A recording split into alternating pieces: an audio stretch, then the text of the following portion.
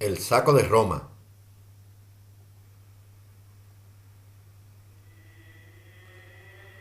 El 6 de mayo de 1527, las tropas del emperador Carlos V de Alemania y I de España entraron en Roma, saqueándola durante 3 días y provocando el terror entre los habitantes de la ciudad eterna. Causas religiosas, motivos económicos, rivalidades políticas y divergencia de intereses entre el poder papal e imperial repercutieron en este acontecimiento que avergonzó a los cristianos de la época. Tan solo las invasiones bárbaras de mediados del siglo V pueden asemejarse al saqueo de Roma, o también llamado saco de Roma, y que se produjo en el siglo XVI. La dualidad de poderes entre el Papa y el Emperador coexistía desde la Edad Media. Carlos V se encontraba totalmente convencido de que el papel reservado para el emperador consistía en la defensa política y militar de la fe cristiana, mientras que el Papa se reservaba la autoridad espiritual. Siguiendo esa lógica, se había enfrentado a los turcos en el Mediterráneo y esperaba del Papa la convocatoria de un concilio que tratara de solucionar el problema de Lutero y los protestantes, que amenazaba con provocar la ruptura de la unidad religiosa en la cristiandad occidental. Sin embargo, el Papa Clemente VII no estaba dispuesto a convocar un concilio por iniciativa imperial, lo que hubiera supuesto un indicio de debilidad del poder papal. Además, Clemente VII veía con recelo y con preocupación el aumento del poder de la dinastía Habsburgo en Italia, lo cual podía socavar su autoridad. Desde la llegada de Carlos al trono español, la presencia española en Italia se había incrementado paulatinamente, y todo ello a costa de descender la influencia francesa. Las sucesivas batallas entre Carlos y Francisco I de Francia habían puesto de manifiesto la superioridad militar del primero. Tras la batalla de Bicoca de 1522 y sobre todo tras la de Pavía, en la que el propio rey Francisco I cayó prisionero, la presencia española en Italia se hizo muy evidente, con el control e influencia de varias regiones, como Nápoles, Sicilia, Cerdeña o Milán.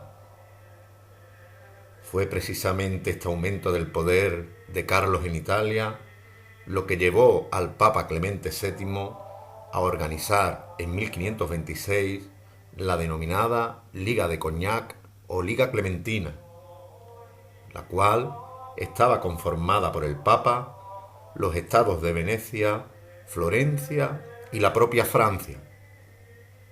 El rey Francisco I se unió a la Liga incumpliendo el tratado firmado bajo su arresto por el que se había comprometido a no intervenir en Italia. Por esa misma época tiene lugar la invasión del Reino de Hungría por parte de los otomanos, encabezados por Solimán el Magnífico, que vencen a los cristianos en la batalla de Mohacs y en la que muere el propio rey Luis II de Hungría. La diplomacia de Carlos trató de convencer al Papa de la conveniencia de priorizar frente al enemigo común y aparcar las diferencias con el emperador.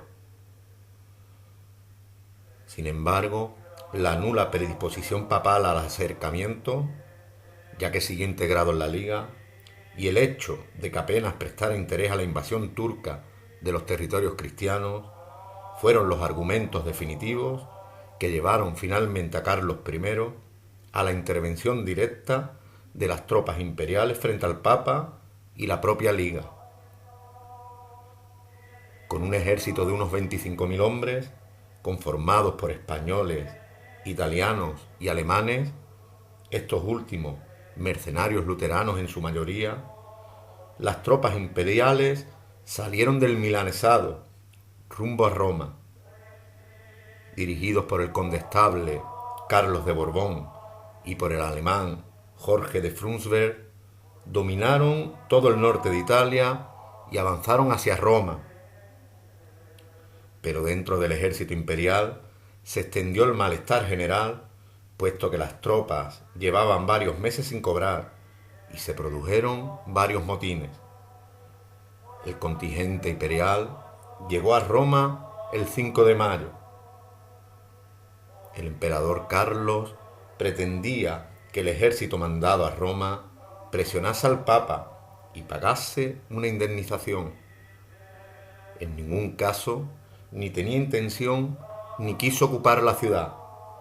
Sin embargo, la falta de dinero para pagar a las tropas, el deseo de éstas de obtener un rico botín y la existencia de un gran contingente luterano dentro de las tropas imperiales provocaron el asalto a la ciudad el 6 de mayo.